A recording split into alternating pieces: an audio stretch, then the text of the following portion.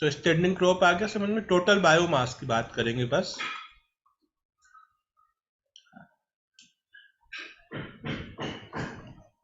Total कितना biomass present है वो स्टैंडिंग क्रॉप कहलाएगा। और स्टैंडिंग स्टेट में क्या आएगा?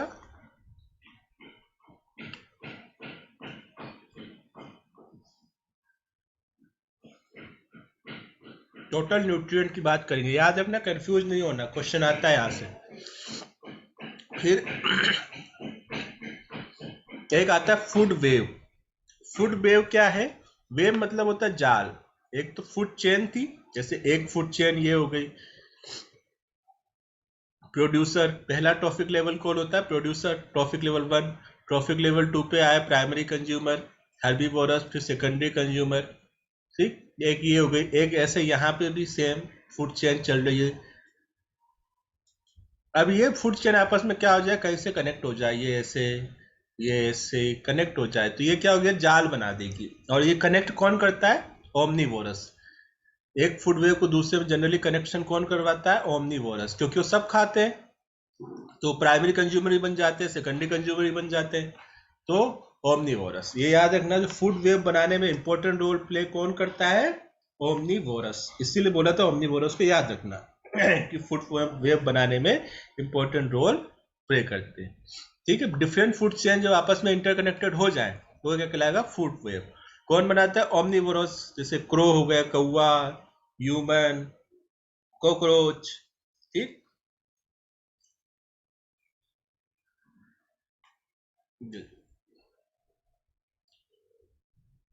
फुट वेव बनी हुई है पूरा, देख कैसे। अब ये एक, इस गिलहरी को ये भी खा सकता है, ये भी खा सकता है, ये खा सकता है फुट वेव बनती है।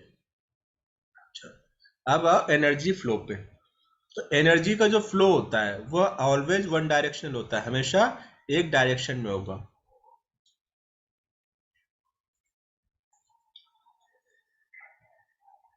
Unit directional, always unit directional. ठीक है, सन से लाइट जाएगी प्रोड्यूसर के पास, प्रोड्यूसर से कंज्यूमर, कंज्यूमर से डीकम्पोजर, डीकम्पोजर से इनऑर्गेनिक।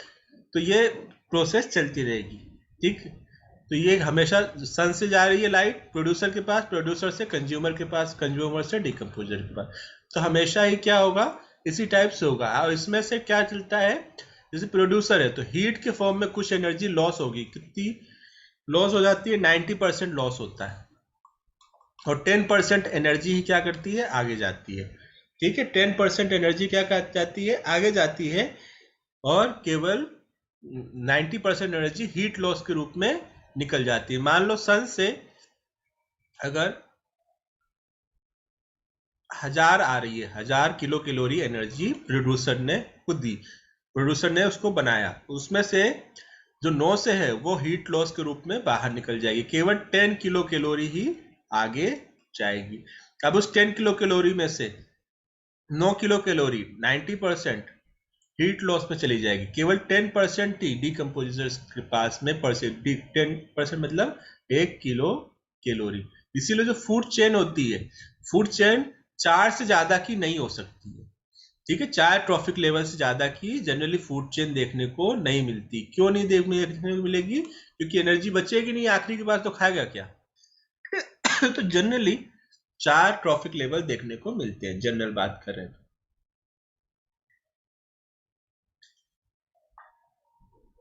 फिर आओ पिरामिड्स पे। तो पिरामिड मतलब कहाँ पे, जैसे ये देखो, पिरामिड का मतलब पिरामिड के शेप देना। पिरामिड क्या होता है, ये इनको अलग अलग तरीके से नापना भी, अलग अलग टाइप के पिरामिड बना दिए अलग अलग। जैसे इकोलॉजिकल पिरामिड क्या है? ग्राफिकल रिप्रेजेंटेशन ऑफ एनर्जी का, बायोमास का या नंबर का। 3 टाइप के पिरामिड होते हैं इकोलॉजिकल, एनर्जी, बायोमास और नंबर किसी भी इकोसिस्टम में। तो क्या बनाते हैं? पिरामिड बनाते हैं, उन्हें इकोलॉजिकल पिरामिड कहते हैं। अब जो पिरामिड होगा, पिरामिड जैसे होगा। पिरामिड मतलब नीचे क्या होता है? ब्रॉड होगा, ऊपर नैरो होगा, नॉर्मल सी चीजें हैं। अब देखो,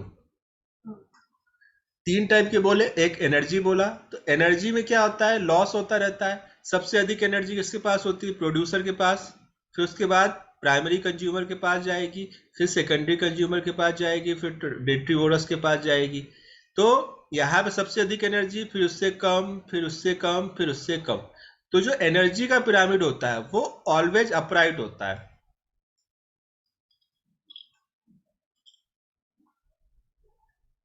क्यों? क्योंकि 10% ही एनर्जी आगे जाती है। तो जो एनर्जी का पिरामिड होगा वो हमेशा कैसा होगा? Upright. All pyramids of number यहाँ पे लिखा है, यहाँ पे केवल याद रखो ऑलवेज अपराइट किसका होता है? एनर्जी का। ठीक है।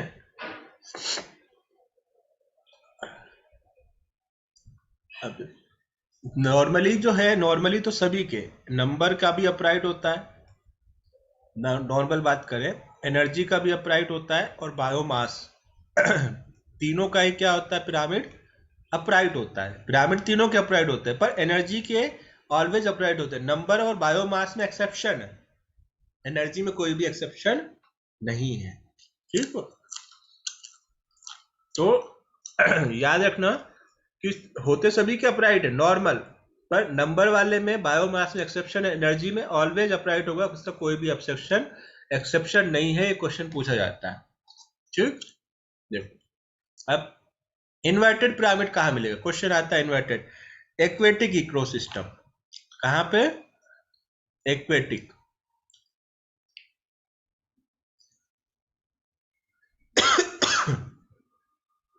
जो बायोमास का पिरामिड है, ये क्या है? बायोमास। बायोमास का जो पिरामिड होता है एक्वेटिक इकोसिस्टम में, वो क्या होता है? इन्वर्टेड होता है। ये याद रखना है, इंपॉर्टेंट है। कैसे? जैसे कि प्रोड्यूसर वहां पे कौन होता है? प्लैंकटन।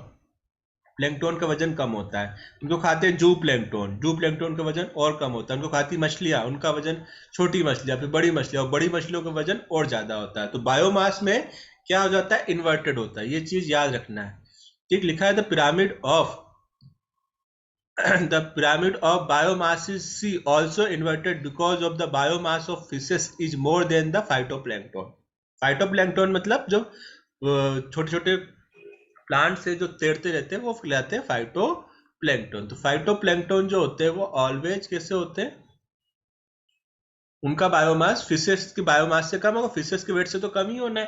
तो इसलिए जो एक्वेटिक इकोसिस्टम होता है, एक्वेटिक इकोसिस्टम में बायोमास का पिरामिड इन्वर्टेड होता है। ठीक है। उसके बाद ट्री इकोसिस्टम में ये ट्री इकोसिस्टम में भी क्या होता है? इन्वर्टेड। किसका? नंबर का पिरामिड। नंबर कैसे? ट्री तो एक है, एक होता है ट्री, नंबर का पिरामिड देखे तो। फिर उसके ऊपर बहुत सारे हर्बीवोरस होते हैं, चिड़िया कितनी सारी है। फिर इन चिड़ियाओं के ऊपर पैरासाइट्स बहुत सारे हैं, हजारों। ठीक है। फिर उनके ऊपर हाइपर पैरासाइट बहुत सारे हैं। तो ये क्या है कि ट्री जो पिरामिड होता है उसका, ट्री का नंबर का पिरामिड जो होता है कौन से में इन्वर्टेड होता है? ट्री में उल्टा होता है, इन्वर्टेड। और बायोमास का कहां पर होगा? बायोमास का एक्वेटिक इकोसिस्टम। ये दोनों ही याद रखना है। ठीक है। और एनर्जी का हमेशा अपराइट होगा, उसका कोई भी एक्सेप्शन नहीं है। कोई पूछे जनरल बात तो जनरली तीनों के अपराइट होते हैं, ये एक्सेप्शन के केसेस है। चलो नेक्स्ट टॉपिक हमारा स्टैंडिंग इकोलॉजिकल सक्सेशन। सक्सेशन एक बार और पहले ही बता चुका हूं, चलो यहाँ पे फिर से देख लेते हैं। सक्सेशन क्या होता है? सक्सेशन का मतलब सक्सेस होना, यही है सक्सेशन। तो इकोलॉजिकल सक्सेशन मतलब अलग अलग किसी ऐसा एरिया जहां पे इकोलॉजी मतलब बायोटिक और एबायोटिक फैक्टर, वहां पे अगर बायोटिक फैक्टर नहीं है और एबायोटिक फैक्टर के बीच इंटरेक्शन नहीं, तो फिर से इकोलॉजी का मतलब ही क्या हुआ? बायोटिक और एबायोटिक में इंटरेक्शन। तो वहां पे बायोटिक एबायोटिक में इंटरेक्शन चालू हो और धीरे धीरे क्या हो, बहुत अच्छा इंटरेक्शन बन के एक इकोसिस्टम बन जाए। ठीक है, तो वो क्या कहलाता है? सक्सेशन। मतलब स्टेप बाय स्टेप सक्सेस होते गए। जैसे पहले रेगिस्तान तक कुछ नहीं था, बाद में वहां जंगल तैयार हो जाए, ये क्या कहलाएगा? Succession, ecological succession. ठीक है, सक्सेस हुआ ना जंगल बनाने में इकोलॉजी। देखो इकोलॉजिकल सक्सेशन दो टाइप के होते हैं, प्राइमरी है सेकेंडरी। कितने टाइप के? 2 टाइप के बता चुका हूँ। प्राइमरी मतलब जहां पहले कुछ था ही नहीं, वहां पे प्राइमरी सक्सेशन, जैसे रेगिस्तान हो गए, है ना, कोई भी ये जो भी डेजर्ट है, रॉक्स है, जहां पे पहले लाइफ नहीं थी, वहां पे अगर सक्सेशन चालू हो तो उसे बोलते हैं प्राइमरी सक्सेशन। इसमें बहुत सारा टाइम लगता है ना। और सेकेंडरी सक्सेशन जहां पे पहले था, मान लो जैसे जंगल था, जंगल में आग लग गई, पूरा जंगल डिस्ट्रॉय हो गया, फिर से वहां पे जंगल बना, ठीक है, तो वो सेकेंडरी सक्सेशन कहलाएगा। ये हम लोगों ने पढ़ा था प्लांट किंगडम जब बताया था। तो प्राइमरी सक्सेशन के पायोनियर स्पीसीज कौन सी है? Pioneer, lichen. और सेकेंडरी सक्सेशन में पायोनियर कौन है? मॉस, टेरिडोफाइट, सॉरी,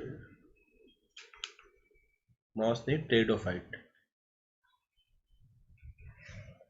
टेरिडोफाइट में फर्न आते हैं जो फर्न होते हैं, फर्न में देखा था हमने, जो उसका स्टेम था वो कैसा था? अंडरग्राउंड स्टेम था। फर्न में जो स्टेम होता है वो अंडरग्राउंड, आग लग गई, पूरा ऊपर का जल गया, लेकिन अंडरग्राउंड स्टेम तो जलेगा नहीं, तो फिर ये वापस से वहां से पत्तियां निकलने लगती हैं। ठीक है, तो ये पायोनियर का मतलब जो सबसे पहले आया वो पायोनियर कहलाता है। तो पायोनियर स्पीसीज प्राइमरी सक्सेशन में लाइकेन होती है, लाइकेन के बाद ब्रायोफाइट आएंगे। तो ब्रायोफाइट भी बहुत इंपॉर्टेंट रोल प्ले करते हैं, हमने पढ़ा था वहां पे, bryophyte play important role in primary succession. फिर सेकेंडरी सक्सेशन में जो पायोनियर स्पीसीज होती है वो टेरिडोफाइट होती है। ठीक अब ये सक्सेशन जो होते हैं वो अलग अलग जगह हो सकते हैं। हाइड्राक सक्सेशन, हाइड्राक सक्सेशन का मतलब वाटर में हो, अगर मान लो, और अगर जीरार्क मतलब ऐसी जगह पर हो जहां पे बिल्कुल सूखा जगह, रेगिस्तान हो गया। हाइड्राक मतलब वेटर एरिया में, जहां पानी पानी भरा है और लाइफ नहीं है, वो हाइड्राक सक्सेशन। और जहां पे सूखा पड़ा हुआ ड्राई एरिया, वहां पे सक्सेशन हो रहा है तो xerarch succession. Pioneer species bare area में लाइकेंस, प्लांट की बात करें तो phytoplankton. Primary succession on rocks are lichens, है ना, तो वो लाइकेंस से करते हैं कि एसिड सिक्रीट करती है जो कि उस रॉक्स को डिजोल्व कर देती है, and helping in weathering and soil formation, और सॉइल फॉर्मेशन में हेल्प करती है। फिर लाइकेन के बाद वहां पे ग्रोथ कर जाएगा ब्रायोफाइट।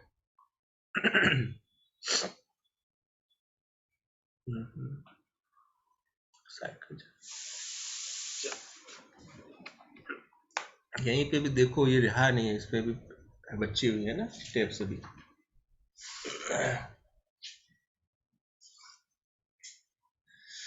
इसमें तुम्हें स्टेजेस याद रखनी है, क्या और कौन सी होती है।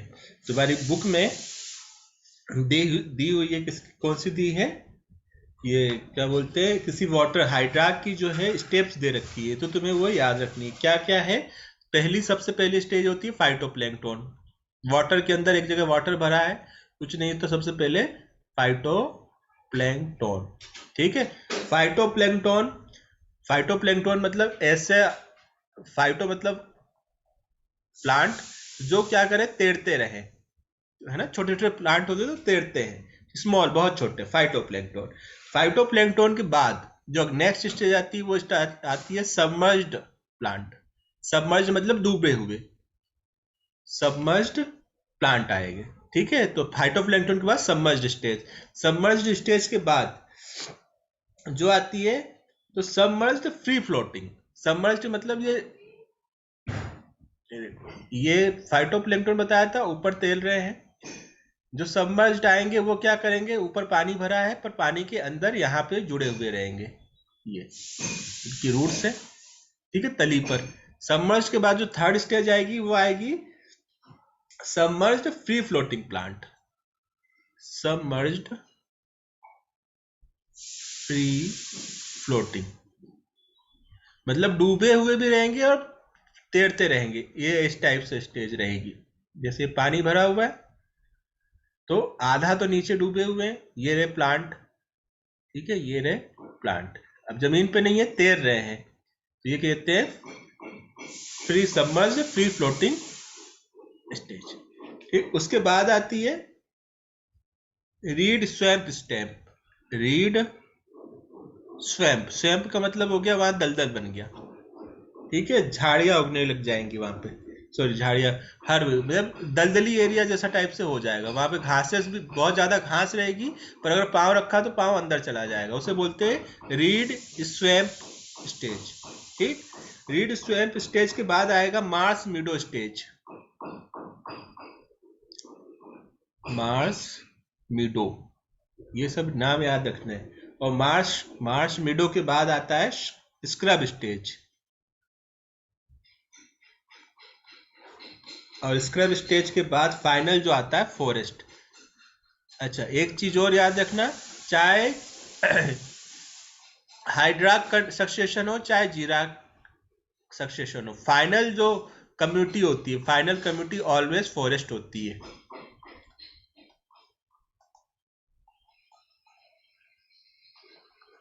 फाइनल कम्युनिटी कौन होती है? फॉरेस्ट कहती है।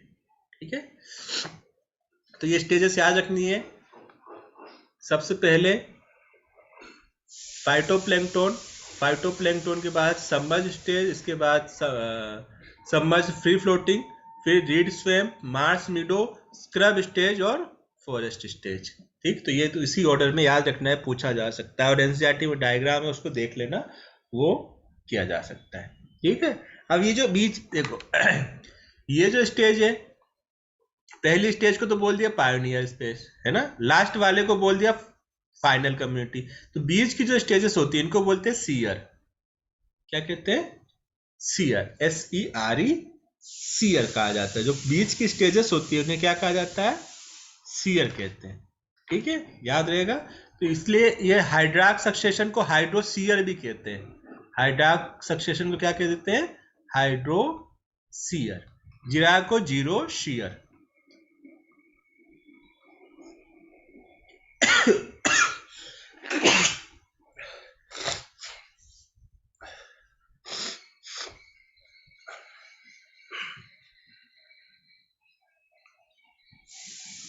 ठीक है, तो शेयर समझ में आया? तो पूरा सीक्वेंस वो क्या कहलाता है? सीयर। और किसी एक कम्युनिटी को बोलना है तो सीरियल कम्युनिटी हो गई, ये वाली जैसे हुई, ये एक सीरियल कम्युनिटी, ये दूसरी सीरियल कम्युनिटी, ये तीसरी सीरियल कम्युनिटी हुई। ठीक है, तो ये याद रखना, ये चीजें याद रहेंगी। उसके बाद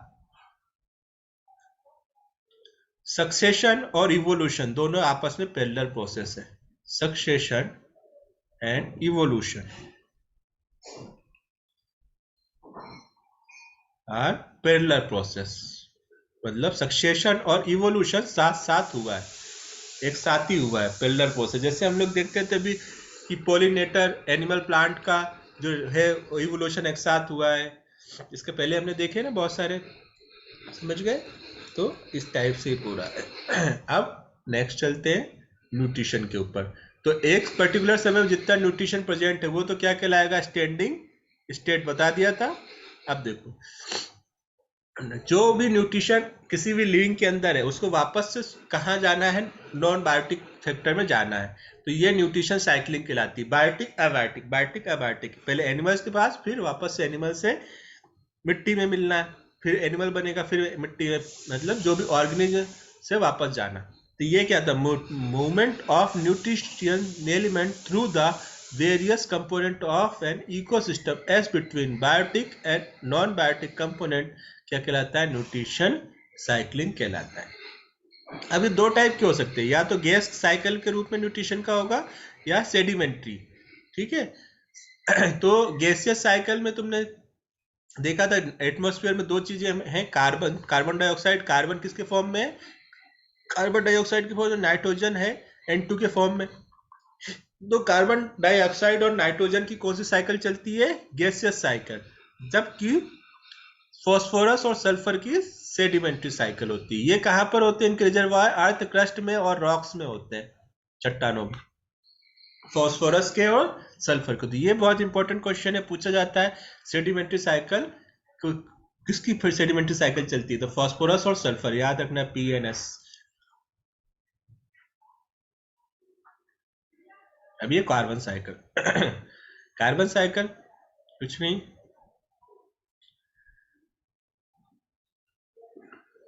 एटमॉस्फेयर में CO2 है, कहां से आई है? तुमने कुछ फ्यूल जलाया, वहां से आई रेस्पिरेशन के थ्रू। प्लांट और एनिमल दोनों ही रेस्पिरेशन के थ्रू क्या बनाते हैं, CO2 बनाते हैं CO2। उसके बाद जो एनिमल्स है, एनिमल्स भी क्या करते हैं, रेस्पिरेशन करते हैं, वो भी CO2 बनाएंगे। डेथ मटेरियल है, डेथ मटेरियल के डिके से भी क्या निकलेगी, CO2 निकलेगी। फिक्स कौन करता है CO2 को, केवल प्लांट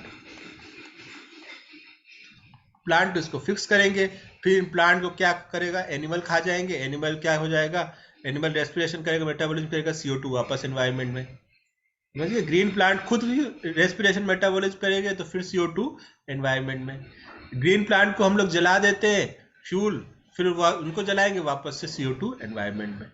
ठीक है, तो CO2 एनवायरनमेंट में आती कहाँ से, बहुत सारे मेथड है, रेस्पिरेशन एनिमल का, प्लांट का, या जलाना, या डीके ऑफ। तो ये एनवायरनमेंट में पहुंचाने का तरीका। और फिक्स करता कौन है नाइट्रोजन, CO2 फिक्स कौन करता है, केवल प्लांट।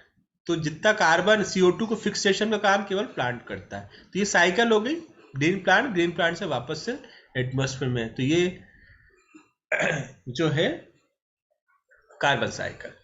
अब कार्बन जो होता है वो 49% ऑफ ड्राई वेट, एक हमने वेट पढ़ा था, अगर डायरेक्ट वेट करे तो वो वेट कहलाता है। अगर उस वेट को ड्राई कर दो और उसको वेट करो तो वो क्या कहलाएगा, ड्राई वेट कहलाएगा। तो जो एनिमल का ड्राई वेट है, उस ड्राई वेट का 49% कौन बनाता है, केवल कार्बन होता है। ठीक है, जो ड्राई वेट का 49% कौन होता है, कार्बन होता है। एटमॉस्फेयर में 0.03% क्या है, कार्बन प्रेजेंट है। ठीक है, जितनी भी कार्बन टोटल प्रेजेंट है, CO2 टोटल, CO2 जितना भी कार्बन है टोटल अर्थ पे, उसमें से 71% कार्बन,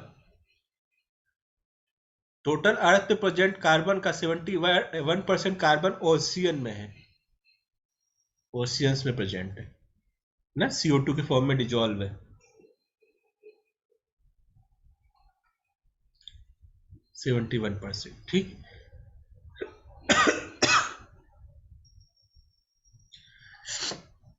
प्लांट जो होते हैं CO2 को फिक्स करते हैं, बताया। तो प्लांट कितना फिक्स करते हैं, एनुअली, मतलब एक साल में जो टोटल प्लांट है वो 4 × 10⁻13 kg CO2 को फिक्स करते हैं। ठीक है, annually 4 × 10⁻13 kg of CO2 is fix by biosphere annually. कौन सी मेथड से, फोटोसिंथेसिस से। ठीक,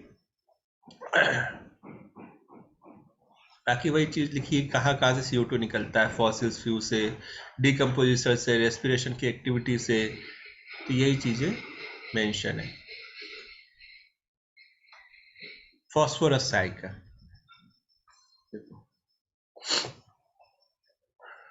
फॉस्फोरस का जो मेन रिजर्वायर है कौन है, रॉक्स। याद रखना, मेन रिजर्वायर फॉस्फोरस का रॉक्स होता है, रिजर्वायर। इसमें वेदरिंग हुई, वेदरिंग की से ये कहाँ पहुंचा, सॉइल सॉल्यूशन में। सॉइल से इसको ले लिया, प्लांट ने प्रोड्यूसर होते हैं। ठीक है, कुछ क्या हुआ, रन ऑफ हो गया, बह गया, और वापस से कुछ प्लांट ने ले लिया। अब प्लांट की पत्तियां गिर गई, लिटर फॉल, पत्तियां, ब्रांचेस टूट के गिरी, उसे क्या कहते हैं, लिटर फॉल। तो उसको डेट्रिटस बना, और प्लांट्स को खाया, प्रोड्यूसर खाया कंज्यूमर्स ने। तो फॉस्फोरस पूरा कंज्यूमर्स के पास, फिर कंज्यूमर्स भी क्या हो गए, डेथ हो गए, तो डेट्रिटस। फिर डेट्रिटस को डिकम्पोज कर दिया वापस सॉइल सॉल्यूशन में, फिर वापस से अपडेट किया प्रोड्यूसर मतलब प्लांट में। तो ये साइकिल इस तरह से चलती रहेगी। ठीक,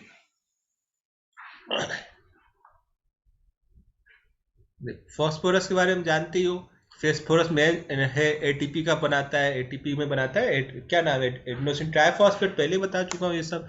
many animals also need large quantity of element, take shell, bones, teeth में भी फॉस्फोरस होता है। ठीक है, the natural reservoir phosphorus is rock in which contains in form of phosphate के फॉर्म में होता है। फॉस्फेट मतलब PO4 3-। When rocks are weathered, minute amount of phosphate dissolved in soil solution are absorbed by the roots of plant. Herbivorous and other animals obtain this element from plant. The waste product of dead organism and decompose by soluble phosphate solubilization, bacteria के द्वारा वापस से soil solution में। जो हमने पढ़ा वही चीज को इन्होंने लिखा। ठीक चलो अब आ जाओ लास्ट, इकोसिस्टम की सर्विसेज। इकोसिस्टम हमें क्या क्या सर्विसेज प्रोवाइड करता है। ठीक, तो देखो इकोसिस्टम हमें क्या क्या प्रोवाइड करता है।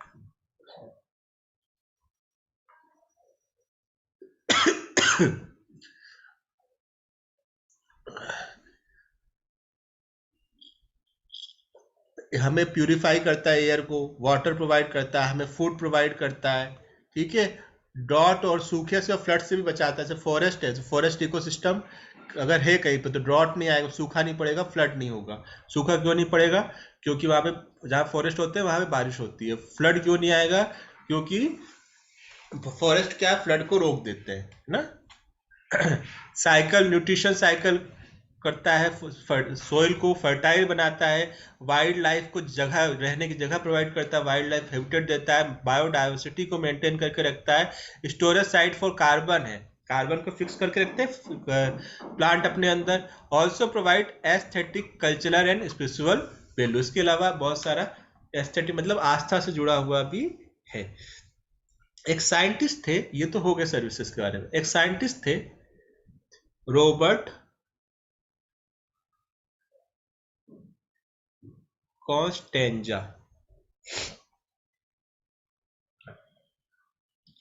रॉबर्ट कॉन्स्टेंजा ने इस पे प्राइस टैग लगाया था। किस पे? इकोसिस्टम की सर्विसेज पे प्राइस टैग लगाया था।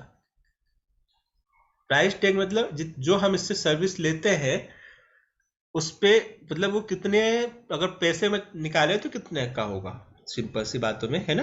तो उन्होंने बोला कि अगर जो भी एक साल की जो सर्विस होती है इकोसिस्टम की, अगर उसको प्राइस टैग लगा दे तो वो यूएस डॉलर में होगी लगभग 33 ट्रिलियन डॉलर।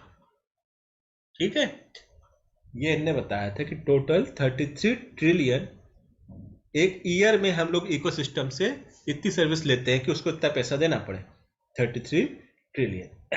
अब इसमें से भी ग्रॉस नेचुरल प्रोडक्ट जो हमको, उसमें से जो हमें मिलते हैं, जीएनपी का फुल फॉर्म नेचुरल प्रोडक्ट जो हम प्राप्त करते हैं, ठीक है, वो अगर केवल उसका निकाला जाए तो उसका आता है $18 ट्रिलियन, उसका प्राइस टैग है। ठीक, और इसमें से जो टोटल कॉस्ट है, इसमें से मोस्ट जो है 50% जो है सोइल के लिए है। ये जो कॉस्ट किसके लिए है? सोइल के फॉर्मेशन में 50% कॉस्ट जो है सोइल फॉर्मेशन में, बाकी के लिए न्यूट्रिशन साइकिलिंग के लिए और फूड प्रोवाइड करने के लिए, क्लाइमेट रेगुलेशन के लिए 10%, वाइल्ड लाइफ को हैबिटेट देने के लिए 10%।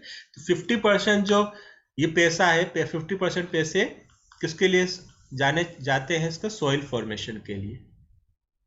किसको दे रहे हैं ये पैसे? मतलब ये दे नहीं रहे हैं, केवल एक अनुमान लगाया गया है रॉबर्ट कॉन्स्टेंजा के द्वारा कि अगर हम इसकी सर्विस को प्राइस टैग करें तो टोटल वो एक साल भर में हमें 33 ट्रिलियन डॉलर की सर्विस प्रोवाइड करता है एक इकोसिस्टम।